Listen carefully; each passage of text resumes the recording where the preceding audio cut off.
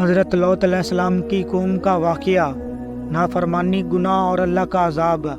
حضرت لوط علیہ السلام اللہ کے نبی تھے جنہیں قوم سدوم کی طرف بھیجا گیا۔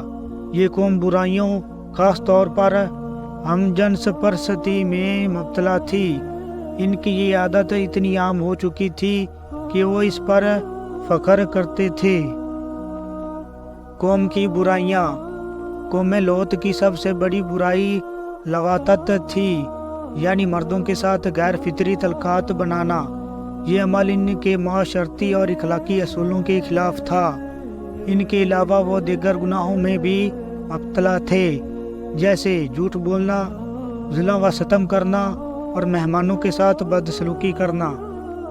حضرت لوط علیہ السلام کی کوششیں۔ حضرت لوط علیہ السلام نے اپنی قوم کو اللہ کا پیغام پہنچایا۔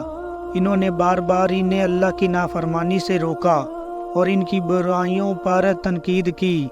ان کا پیغام یہ تھا: اللہ سے ڈرو، اپنے برے اعمال سے باز آؤ، تمہارے لیے اللہ کا عذاب آ سکتا ہے۔ لیکن قوم لوط نے ان کی باتوں کو نظر انداز کیا اور ان کا مذاق اڑایا۔ انہوں نے حضرت لوط علیہ السلام کو بھی دھمکیاں دی اور ان پر ظلم کرنے لگے۔ عذاب کا آغاز۔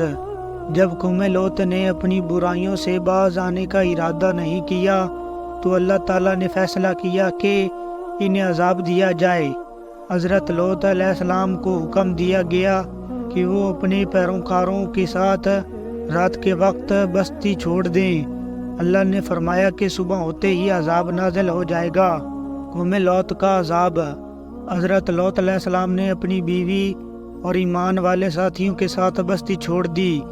جب وہ بستی سے نکل گئے تو اللہ کا عذاب شروع ہوا۔ آسمان سے پتھروں کی بارشیں ہوئی اور پوری بستی کو الٹ دیا گیا۔ سبق۔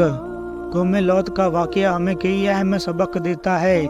اللہ کی نافرمانی کا انجام برا ہوتا ہے۔ قوم لوط نے اللہ کی نافرمانی کی، جس کی وجہ سے انہیں عذاب ملا۔ نبی کی نصیحت کو سنجیدگی سے لینا چاہیے۔ حضرت لوط علیہ السلام کی نصیحتوں کو نہ مان کر قوم نے اپنی تباہی کو دعوت دی۔ اللہ کے راستے پر چلنے والوں کی حفاظت ہوتی ہے۔